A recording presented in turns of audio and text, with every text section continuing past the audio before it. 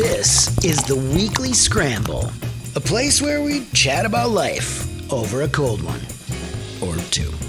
It's time to belly up to the pod with Mike Fratelloni and your host, Chris Reavers. That's right. It's the Weekly Scramble podcast. And my name is Chris Reavers, and with me, as always, his name is Mike Fratelloni. Mike. Yeah. Holy F, do you look different? Yes.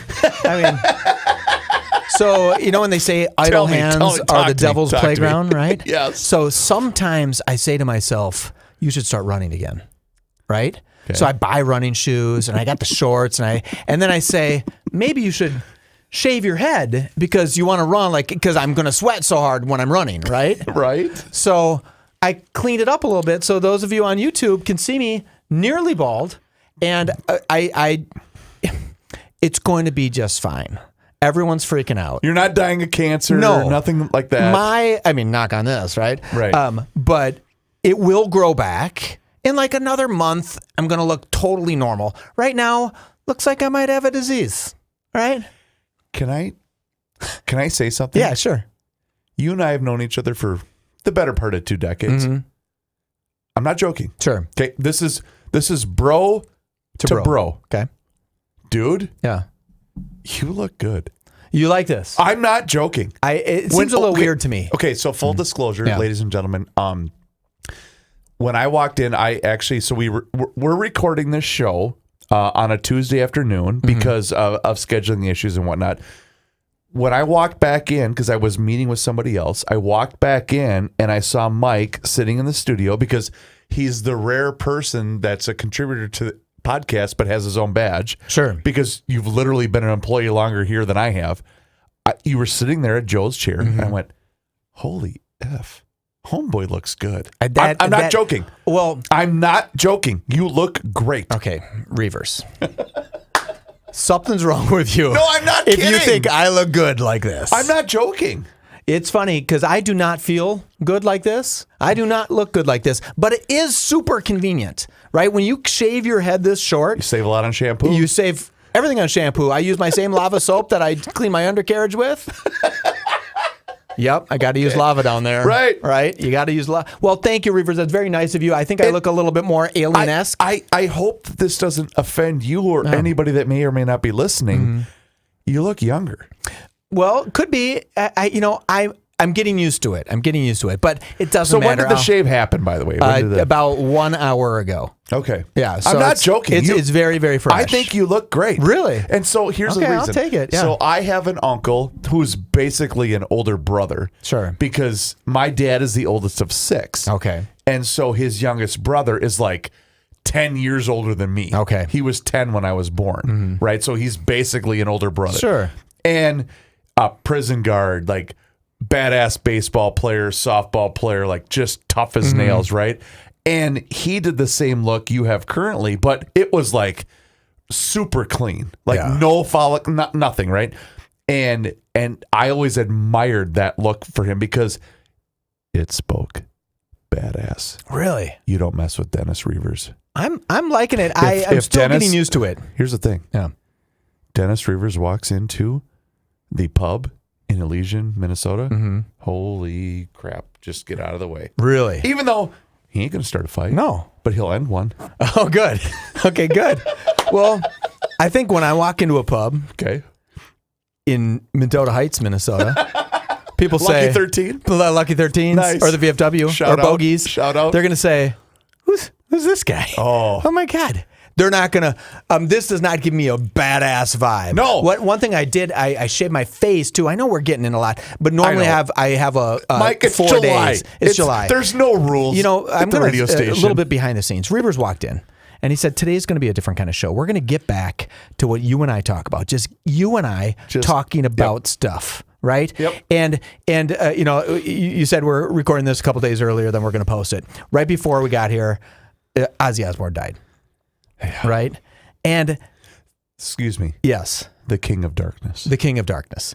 The floor is yours. It's so weird because I grew up on Crazy Train and Mama, I'm Coming Home. And all these songs, these were like, I was in high school in 1989. And it's weird that I don't know what officially got him, what killed him. I know he had Parkinson's. And 76 years old. 76 years old. I know he wasn't healthy. But it's for a man to live through what he lived through, to do what he did to his body, and still make it to 76 is a testament. So he officially died with Parkinson's disease. And the farewell. Okay, so I'll read the official report. He just had a concert the other day. Well, the farewell tour concert. Born John Michael Osbourne. He died 76 years old. Here's the thing. When they did the tribute show, was it 2 Sundays ago? The Black Sabbath, because everybody knew he was going to die. He had a very small leash to live, right? Yeah. And I remember when they trotted him out and I saw him performing, he was sitting in a chair, which because, of course. Sure. And you thought, okay, pretty cool that they would do this. But then you saw someone that was larger than life. Mm-hmm. You saw someone that had every ounce of charisma. In fact, I got to give a shout out to Ray Eric, formerly of KQ92. Sure. Frat Packer. Frat Packer. Yeah. He posted a photo of him and Ozzy in like 1986 on his Facebook page. Just think all those people Ray's man. And Ray's the man. Like I grew up listening to Ray. Sorry, Ray. Don't kill me. It's not my fault. But I grew up listening to you. Sure. And I love all of those guys. And it was like him and Ozzy looks like he's about 28 years old. Wow. And it's just cool. Like that's the part of this business that's cool. Sure. You get to meet these people. You get to understand who they are, and you get to kind of absorb their aura, Part right? of their aura, sure.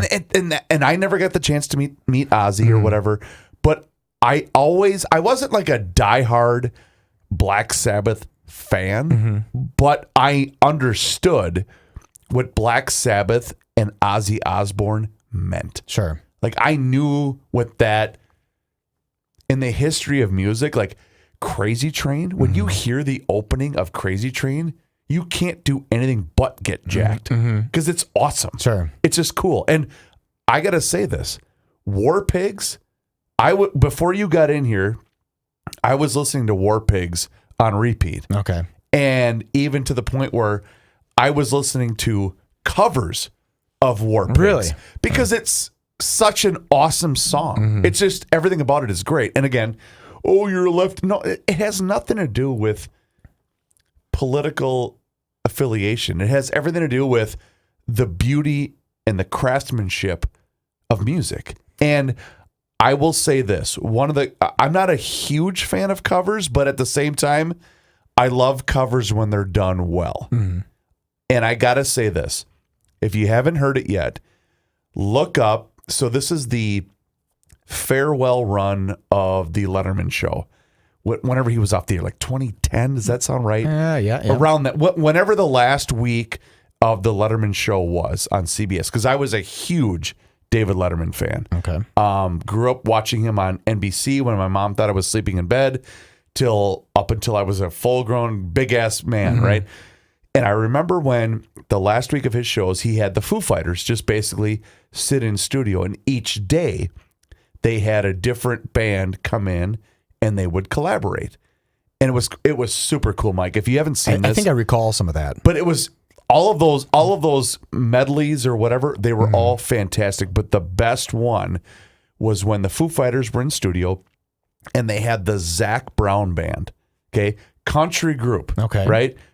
And the Zac Brown Band on their own is fantastic. All right. They're so good.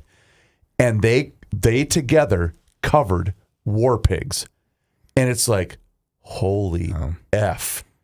These guys know what they're doing. Sure. And that's talent can do it.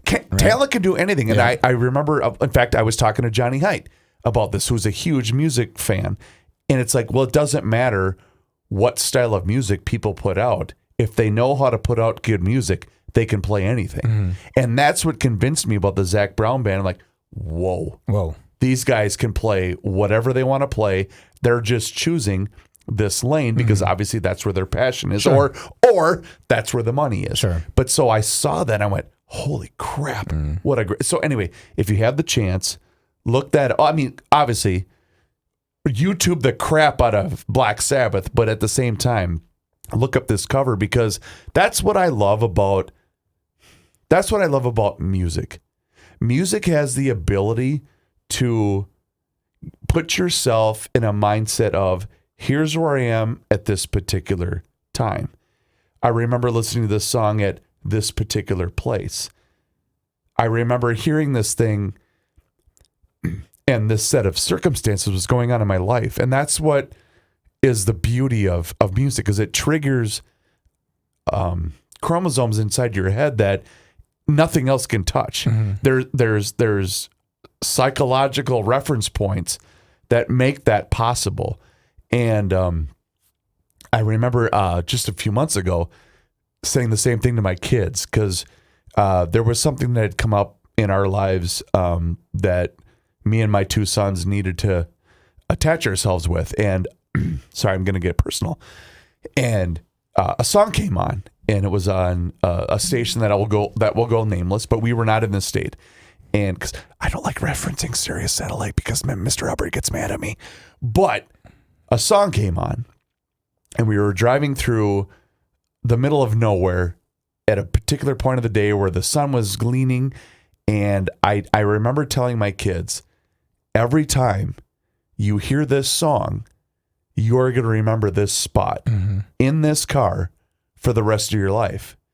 And of course, my oldest, my 13-year-old said, okay, Dad. This is, like I said, like 4 months ago.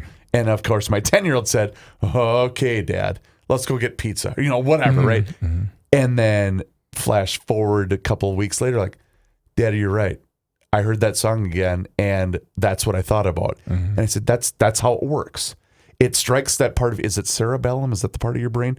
It strikes the cerebellum at a specific point where you are going to remember that. And I remember hearing War Pigs for the first time. By the way, full disclosure, Weekly Scramble fans, Chris Reavers is all over the map today. It's okay. And I'm listening to you. I see my what buddy you're doing. Mike Fredoloni is right here with me. I'm right next to you, man. I'm Goose to Maverick, and we have no idea where we're going, but I trust this guy. But let's put it in full gear. Yeah. And so that's why I was saying about War Pigs is it's, the mid 80s, and I hear this song, and it's, I'm 7, 8 years old, and I'm at Nick Vogel's farmhouse in the middle of nowhere, and we had a party, not a party, but it was like a birthday party because we're all in 4th grade going into 5th grade, but it's summer, and we're in the middle of a cornfield, and the mosquitoes are eating us up alive, but we didn't care because we were free. And I remember hearing Black Sabbath being blasted on whatever it was, and it was that moment in time where you just kind of felt like, oh yeah, we got this. We're going into 5th grade. Jefferson Elementary, Faribault, Minnesota. We got this. And it was so cool because when I heard War Pigs today at 47 years old, that's immediately where my brain went to. And that's the beauty of music. Thank God we can't play it on a podcast because we'll get sued, but that's my point. That's what I love about the fabric and the foundation of music. I have talked for a long time, and I need to take a drink of water. Yeah, I appreciate you, Reavers. You're going through some heavy stuff, right? You're going through some heavy stuff. Everybody who's listening can tell right now. And I appreciate you, and I love you. And we said before we started this show that we're best of best. And when I say at the end of the show that you're the best, I mean it. And I just love you, and I care for you. And it's funny that Ozzy Osbourne dying brings back memories of good times, right? And it's sad that you have to remember the good times when somebody dies. Like, why can't we remember to live life today? And it's so funny you say that, Mike, because that's the one thing that that I'm trying to kind of instill. And again, I'm not perfect. Nobody is, right? And it's conversations with my sons and saying, hey, I have a rule with both those boys, and it's I don't care if you screw up. I mean, come on. Sure. Kids are going to screw up. How many times, right? All of them, Everyone. Every box, yep, checked them all. And I said, I don't care if you screw up. The only time I'm going to care is if you lie to me. Don't lie to your dad. Sure. Tell me the truth. I don't care at 19, if you give me a call that said, we're all drunk, something happened, call me, tell me the truth.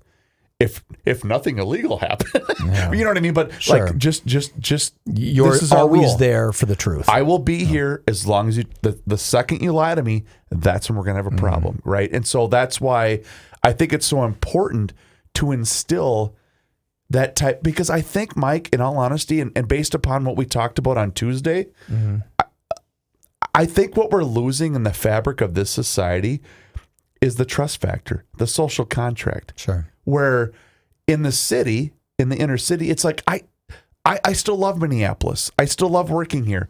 I still love everything about this. I still love what the fabric of what we believe in to be true. But unfortunately, other people don't believe that. And that's why when I go about my daily walk of life, that's why I've decided to say, okay, here, well, I got to move a little bit further away because I want to feel safe and I want to secure long-term growth and long-term everything else. But the problem is the vision that I have, and we talked about this the other day, the vision that I have, at least for my family, is my vision. But it doesn't align with, unfortunately, with the vision of a lot of other people, if that makes any sense. Let me play this back for you just a little bit. You said something really dramatic about what you tell your kids, right? Yeah. You're clearly talking to your kids, and you're making it clear what the expectations are, and that you love them, and they're the most important thing to you. Not everybody had that, right? Not everybody has that. Yeah. People make decisions, and some of those decisions that we're frightened about, and people that are being destructive and dangerous, and the things that we bitch about on this show all the time, where you're like, what is going on in this society? Well, maybe they don't have a you at home, right? Maybe they don't have a mom that's a good mom. You know, maybe they didn't have a dad who was a cop and a mom who was a psychologist, and that could really help you through and help people through. These people are maybe going through something totally different. We are deep on the couch of psychology today, right? Yeah. We are feeling this. But I think what we have to remember as men, you and I, is that we are blessed. Yeah. Right? Yeah. We are the luckiest of the lucky. And that not everybody, in fact, the vast majority is not as lucky as we are. Yeah. Right? So when we can and we are lucky, we better make the most of it. Yeah. Right? We better make the most of it. And I will say this. One of the I don't want to pinpoint anything because I've been very fortunate. Don't get me wrong. Sure. I mean, I have so many friends and family that have real jobs for a living. I'm not roofing a house. Yep. I'm not digging a ditch. It's 150 degrees outside with 90% humidity. Like, I get it. I understand how fortunate that I am as an individual, as a husband, as a father, as a provider, as everything else.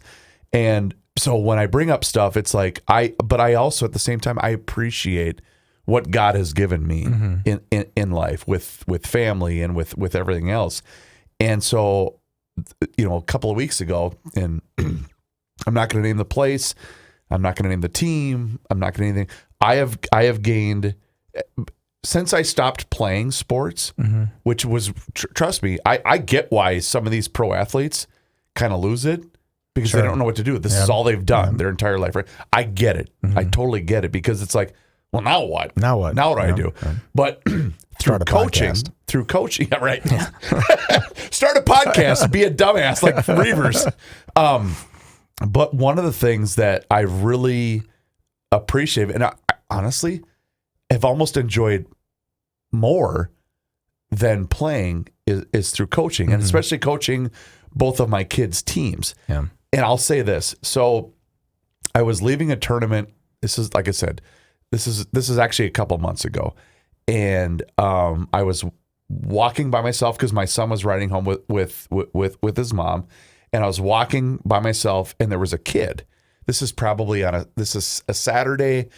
It's got to be 4:00 in the afternoon, right? On a warm June day. And he was sitting at a tee just by himself. Sure. And I could tell, like, oh God, his swing is terrible. But I could say, okay, do I stop, be perceived as a creeper, or do I keep going to my truck so I can get home and watch it? I said, nope, gonna stop. Yep. So I said, hey, bud, how you doing? And he said, good. And I said, you're getting under it a little bit, meaning his swing was, he was chopping at it really bad. And I said, well, you got your hands are too low or whatever, So I said, here's this, here's that. Well, someone was watching me. You can tell when someone's looking at you, but you can't really tell who's looking at you. And so that person, I'm not going to name male or female, had started, I go, I'm a coach. She's like, no, sorry. I said she. She's like, no, I'm watching. I said, he's dipping his hands. He needs to go through the ball, blah, blah, blah, blah, blah. And I said, no, let's do this again. Let's do this again. I sat there for like 15 minutes, whatever. And he said, no one ever showed me that. I'm thinking, you know what? If that 15-minute encounter changed that kid's life, then fine. Yeah.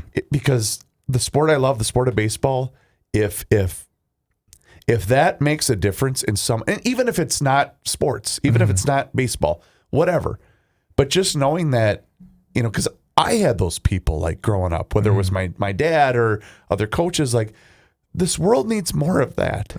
This world needs more of let's help each other. Let's find a way to give back, because we've lost that.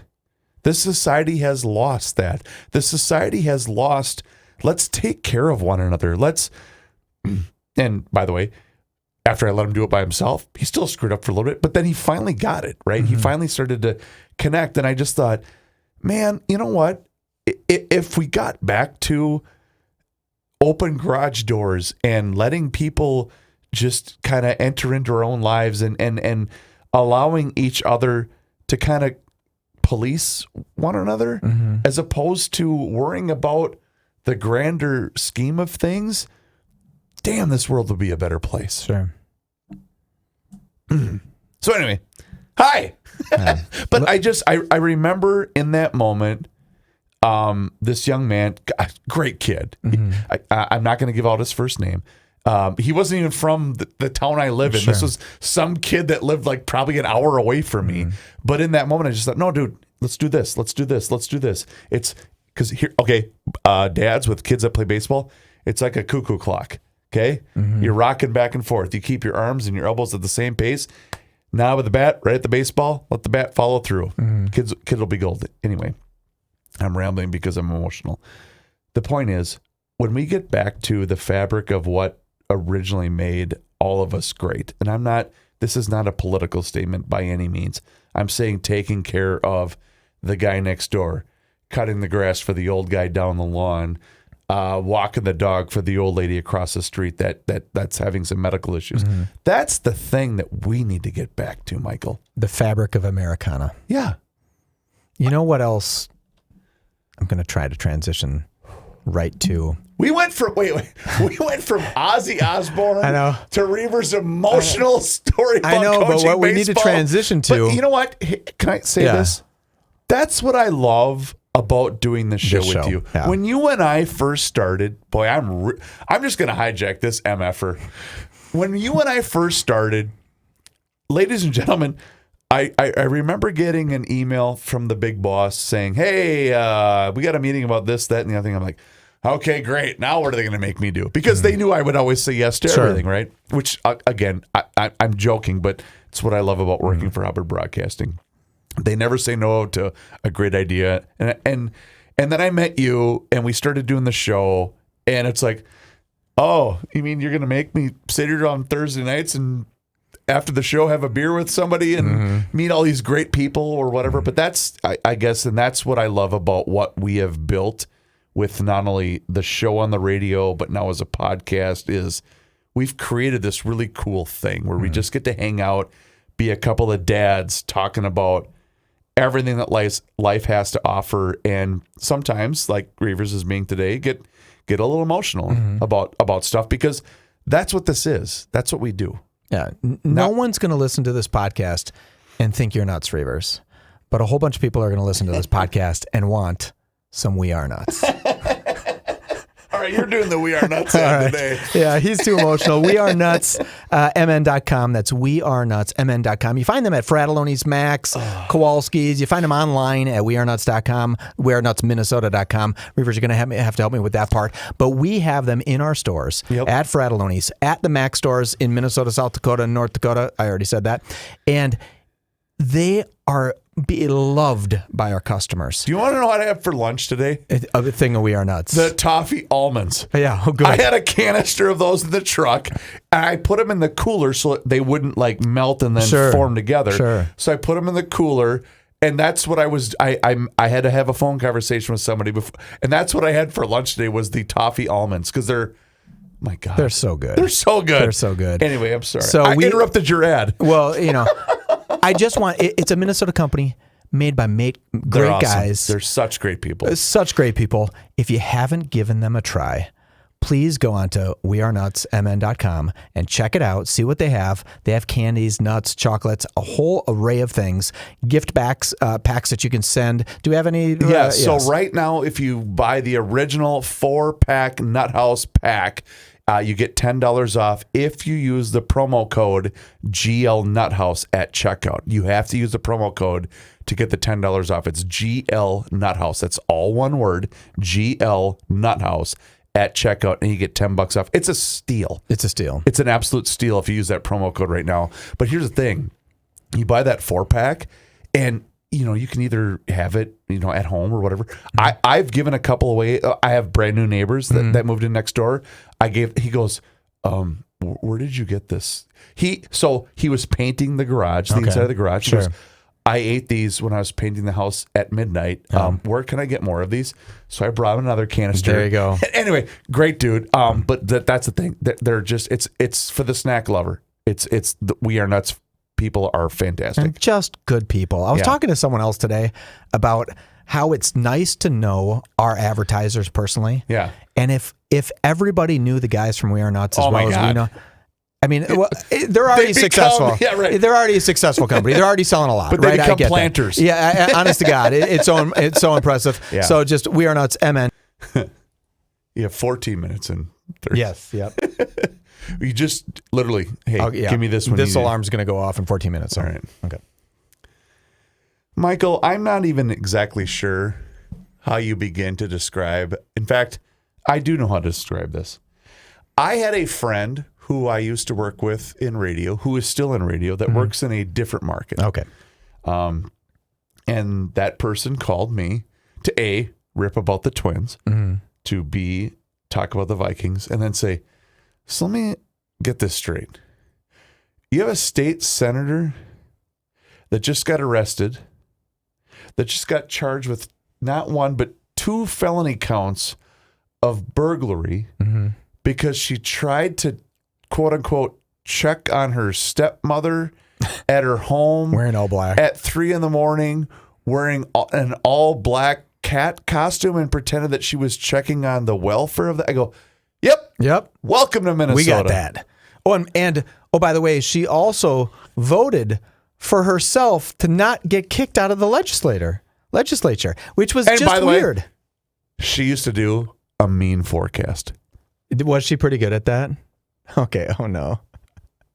I don't know. I find it so it's weird. Just, okay, let me just say this. It's so bizarre. It's so incredibly bizarre. Okay, based upon what we talked about on Tuesday with Omar Fateh winning the DFL nomination, I'm just so fatigued by this. Yeah, it's clown world. Who else is tired of this bleeping clown show that we live in? Whether it's Walls with his fancy hands and just what is this? This is not Minnesota, the Minnesota I grew up in. This isn't the work your ass off, do your job, raise your kids, go get them, have fun, and 9 months out of the year it's a great place to live because 3 months of the year this state sucks. Yeah, hibernate for a little bit. Like what happened to us?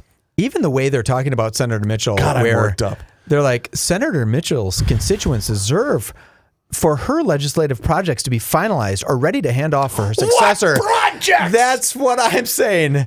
Mitchell's constituents deserve to have their outstanding initials handled before her resignation. It's like, who wants this drip, this thief, this woman who broke into her mother-in-law's house to take care of anything? I won't hire her to run an ice cream stand. She was laying underneath the bed of the mother-in-law. I was checking on her. No, you weren't.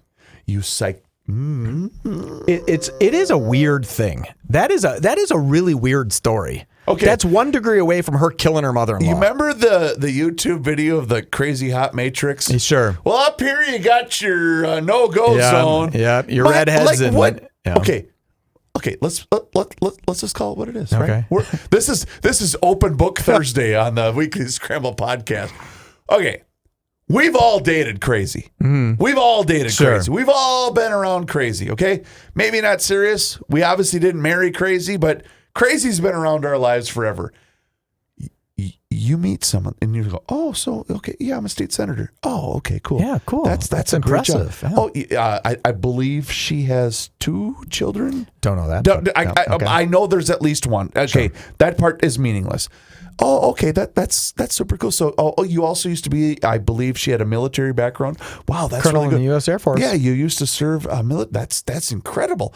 So, what happened? Well, I had to step down from the legislature because I was caught and arrested and then subsequently charged with 2 felony counts of burglary because I dressed in all black and I broke into my stepmother's 200 miles from my house, 200 miles away from my home at 3:00 in the morning because I was trying to retrieve some of my stepfather's things. I'm sorry, what? This wasn't on your Match.com profile. So I have to actually. I gotta go use the restroom real quick, but I promise I'll be right back. Yeah, I'm not gonna leave my phone on the table, and I'm also not gonna leave anything else. But I promise I'll be right back. What happens to her next? What happens to her in life? She's going to get some jail time because I think there's a mandatory when you bring tools to create a burglary. There's a mandatory. Like she had a crowbar, right? I think you're right. When she brought the crowbar, I think she gets like 6 months. We're a hoot. Yeah, we are a freaking hoot, man. So is she going to get 6 months in jail, prison, right? I assume she'll go to prison for 6 months, not just spend time in jail. She'll get 6 months in prison. Then when she gets out, she won't be able to vote anymore, right? Honest to God, I don't wish her ill. I don't. But that is what is in your thought pattern when you're like, I'm going to go break in. Why couldn't you?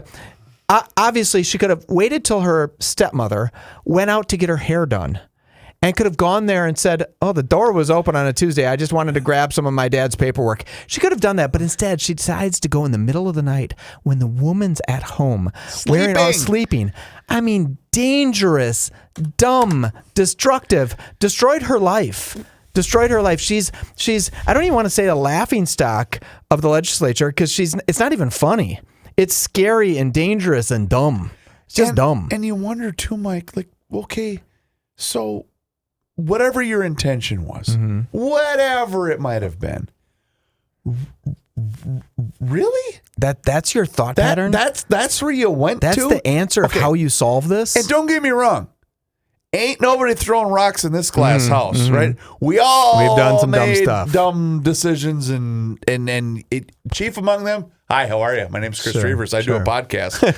But my point is, you're a public figure, and the part where did you see the body cam footage? Yes, where she looked at the cop and said, "Yeah, I'm really bad at this." Yep. Okay. Do you notice how chill the cops were too? They're like get out on the ground. Whatever cops make, double it. Because of stuff just like this. But she complied, right? She complied pretty easy from what I understand. From the video I saw, she laid down. The cop was chilled out. The stepmom standing in the back on the stairs, like back there, and Nicole's yelling, Karen, it's me. It's Nicole. And Karen's like, what the hell? What are you doing here? What are you doing? At 3 o'clock in the morning. It's like, wow. But you know what the most impressive thing of this story is that the mother-in-law, who's not young, had the wherewithal to stay in the house, call the police and say, someone's in my house. I can tell you, when you, well, first of all, people wouldn't be alive if I knew someone was in my house. Right? Right. We would have a whole different. Remember that scene from Pulp Fiction? Oh, yeah. Where they're down in the basement, Yep. and the guy.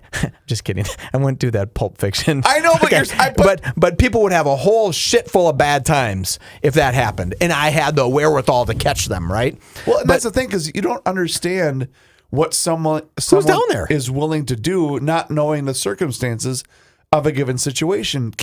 Chief among them, like we have someone like me, you have 4 girls in your home, your wife and your 3 daughters. Sure. I don't know what's going on. I ain't breaking into your house because I know what's going to happen. Why would I risk anything happening to them? But this mom, the stepmom, was standing in her nightgown, and the cop was downstairs. She had to turn to the cop and say, "Hey, head downstairs because someone's in the basement." And the cop, I wouldn't have the balls to just walk into the basement. This may or may not get me into trouble, but I'm willing to go there on a day like today. You're against nightgowns? No. Okay. I would understand if all of this situation was playing out and it was a guy like, she's home alone. Like, as in like NX, like, hey, baby, I'm coming back to you. Oh, okay. You could see the mom or someone breaking into the stepmom's house. This, you know I am kidding. Yeah. But that I at least understand because we all know how that part of our male anatomy works. Sure. But under these circumstances, I don't get any part of weird. this. Why don't you wait till she went on? I mean, as if I were a criminal and if I had to think this. If you were John Cusack with the boombox over the top of your head trying to get her back and you may have snuck into the basement. Okay, I get it. It's undefeated. You're trying to get that. You're trying to get that back. This is just like, what are you doing? Wait, okay. My little criminal bubble, please, says this. If I had to be a criminal and I needed to go get something out of my stepmom's house, I love this show. Oh, she's going to go to Punta Cana for a week here in a month. Why don't I wait till she goes on vacation, walk over there, open up the door, go grab the stuff, and then go close the door? That seems way easier than I'm going to drive 200 miles. I better wear all black. This woman, was Nicole Mitchell married? I think she is. That I don't know. I don't know. I'm making it up. But if she's married, do you think her husband was like, you did what? In the middle of the night? As you talk about this, let me see if she's married. I can assure you, Michael, that I know that she had at least one child because I know one of the reasons that she gave for not resigning immediately upon the arrest was she wanted to keep the health benefits for herself and for her children, but I don't know if it was more than one child. Okay. So I'm almost positive that had surfaced upon the arrest, whenever that was, however many months ago. Well, I think because we're good people and we have to wrap this show up, I think we should say to Nicole, thank you for your service, because she was a lieutenant colonel. That is the least we can do. Absolutely. And good luck to you, Nicole. I hope all the best for you. I don't wish you any bad, but boy, did you make a mistake. That was dumb. And Reavers... D-U-M, dumb. It was. Reavers, you are the best. Thank you, Michael. Please do us a favor, rate and review the show wherever you happen to be listening to the Weekly Scramble podcast. It helps other people find the show. It helps us out as well. And one last thing that I'd like to mention. If people are out there, if people are listening to this show, they heard the opening segment of this show, check in on others. See if other people are in need of help, because sometimes the people that are the most silent are the ones that need your help the most.